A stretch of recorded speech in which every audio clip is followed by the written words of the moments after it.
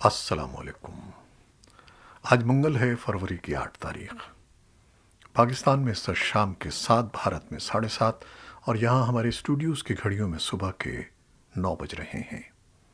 Voice of America Washington کی Urdu service سے میں ہوں خالد حمید، خبروں کے ایک بلیٹن کے ساتھ۔ امریکہ نے پیر کے روز کہا ہے کہ وہ ISIS کے یعنی داعش خراسان کے رہنما ثناء اللہ غفاری کی شناخت یا اس کے مقام کا پتہ لگانے اور اگست سن 2021 میں کابل میں ہونے والے مہلک حملے کے ذمہ داروں کی گرفتاری کے لیے معلومات فراہم کرنے پر ہر ایک کے لیے $10 ملین تک کے انعام کی پیشکش کر رہا ہے۔ داعش خراسان علاقائی تنظیم ہے جو پہلی بار سن 2014 میں سامنے آئی تھی۔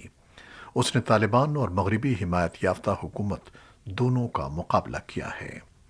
جون سن 2020 میں غفاری کو شدت پسند گروپ نے تنظیم کی قیادت کے لیے مقرر کیا تھا۔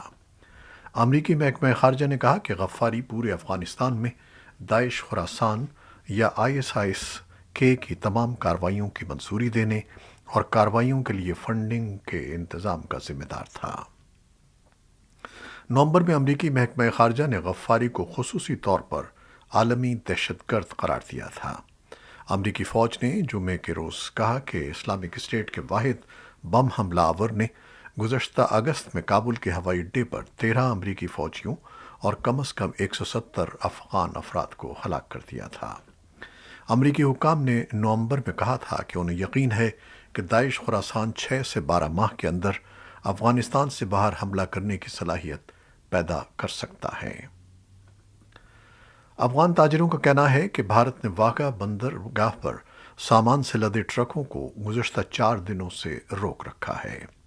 Afghanistan chamber of commerce and investment کے حکام کا کہنا ہے کہ طالبان کے افغانستان پر قبضے کے بعد واقع کے راستے بھارت کے ساتھ تجارت روز بروز مشکل ہوتی جا رہی ہے، جبکہ پاکستان نے بھارت کے ساتھ واقع بندرگاہ پر افغان ٹرانزٹ ٹریڈ میں مدد کے لیے تعاون بڑھایا ہے۔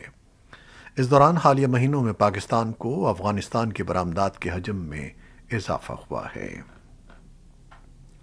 پاکستان کے وزیر اعظم عمران خان نے کہا ہے کہ دہشت گردی کے خلاف جنگ میں جو مظاہرہ پاک فوج نے کیا ہے، دنیا میں اس کی مثال نہیں ملتی۔ انہوں نے کہا کہ پاکستان کی فوج نے ملک کو دہشت گردوں سے محفوظ رکھا ہے۔ انہوں نے نیم فوجی ادارے فرنٹیئر کور FC اور اہلکاروں کی تنخواہ میں 15% اضافے کا اعلان کیا۔ ان خیالات کا اظہار انہوں نے نوشکی میں سیکیورٹی فورسز کے کیمپ پر حملے کے بعد فرنٹیئر کور کے اہلکاروں سے ملاقات کے دوران خطاب کرتے ہوئے کیا۔ پاکستان کے خیبر پختونخوا صوبے کے وادی سوات میں غیرت کے نام پر ایک شادی شدہ جوڑے کو قتل کر دیا گیا ہے۔ پولیس حکام کا کہنا ہے کہ کوہستان کے علاقے سے تعلق رکھنے والے جوڑے کو ان کے قریبی رشتہ داروں نے قتل کیا ہے۔ مبینہ قاتل واردات کے بعد فرار ہونے میں کامیاب ہو چکے ہیں، تاہم پولیس نے مقدمہ درج کر کے بعض افراد کو حراست میں لے کر تفتیش شروع کر دی ہے۔ پولیس کے مطابق قتل کیے جانے والا نوجوان لڑکا اور لڑکی آپس میں چچا زاد تھے اور انہوں نے والدین کی مرضی کے بغیر شادی کی تھی۔ 4 افراد پر مشتمل بھارتی شہر گجرات کی ایک پٹیل فیملی کے کینیڈا اور امریکہ کی سرحد پر سردی سے ہلاک ہونے کے کئی ہفتے کے بعد کینیڈا میں ہندو مذہب کے مطابق ان کی آخری رسومات ادا کر دی گئیں۔ اس خاندان کا تعلق بھارتی گجرات میں کلول ضلع کے ڈنگوچا گاؤں سے تھا۔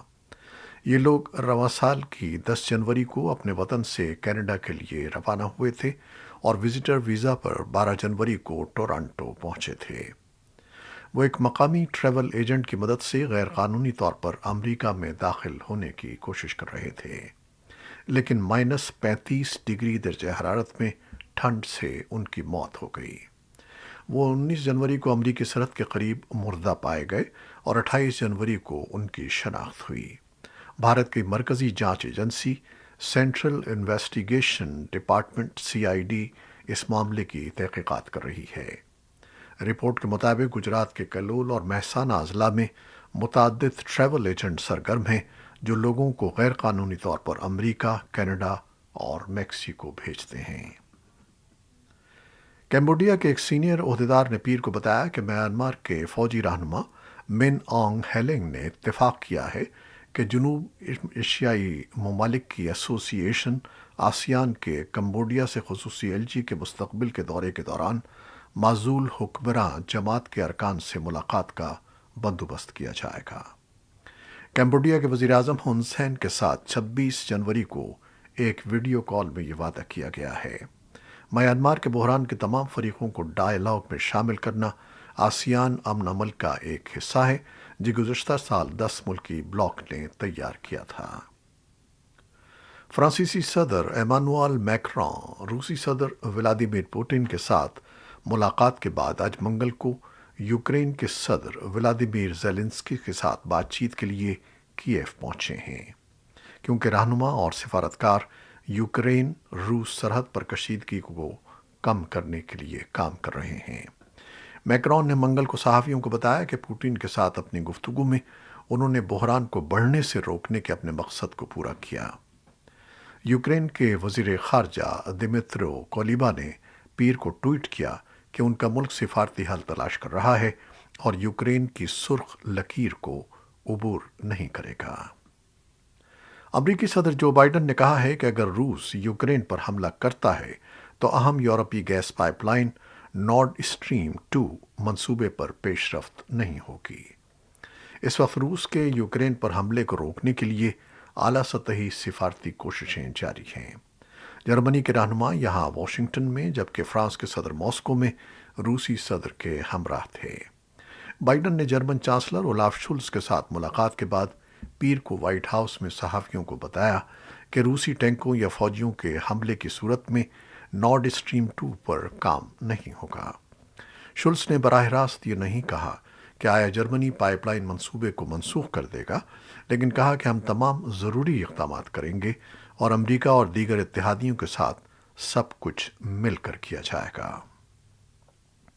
صدر بائیڈن نے پیر کو صحافیوں سے خطاب کرتے ہوئے یوکرین میں موجود امریکیوں پر بھی زور دیا کہ وہ ملک چھوڑ دیں کیونکہ ان کے لیے ایسا کرنا دانشمندانہ ہوگا۔ امریکی وزیر خارجہ اینٹنی بلنکن پیر کو دیر گئے آسٹریلیا کے روانہ ہوئے، جہاں محکمہ خارجہ کے مطابق وہ بحری سلامتی اور سائبر سیکیورٹی پر تعاون کو آگے بڑھانے کے لیے کوڈ وزارتی اجلاسوں میں شرکت کریں گے، جبکہ ہند بحر الکاہل کے علاقے میں جارحیت اور جبر کے خلاف بھی بات ہوگی۔ کوڈ سے مراد آسٹریلیا، ہندوستان، جاپان اور امریکہ پر مشتمل سیکیورٹی ڈائیلاگ ہے۔ بلنکن کا آسٹریلیا کا یہ پہلا دورہ ہے، جبکہ آکس یعنی بشمول آسٹریلیا، برطانیہ اور امریکہ کے نام سے جانے والی سے فریقی سیکیورٹی شراکت داری کا اعلان گزشتہ ستمبر میں کیا گیا تھا۔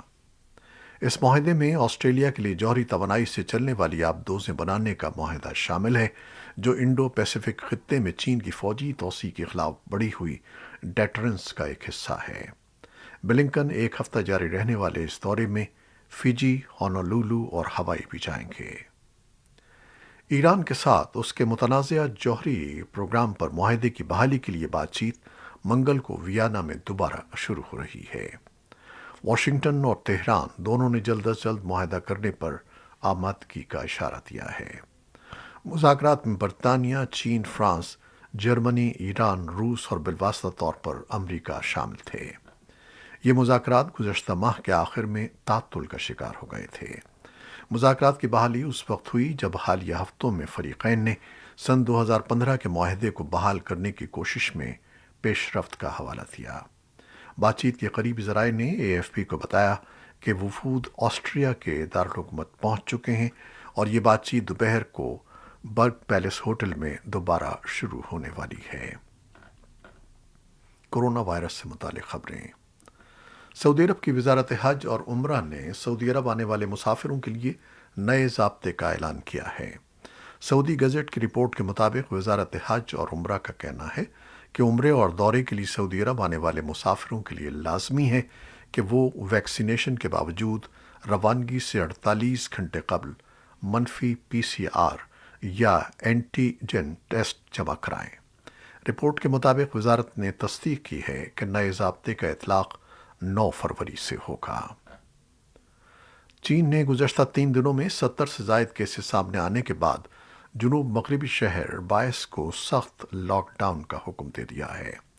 حکام نے ویتنام کی سرحد کے قریب واقع شہر کے مکینوں کو حکم دیا ہے کہ وہ پیر کے روز گھر پر ہی رہیں، اپنی رہائش گاہوں سے صرف ضروری اشیاء خریدنے یا کووڈ کے ٹیسٹ کے لیے نکلیں۔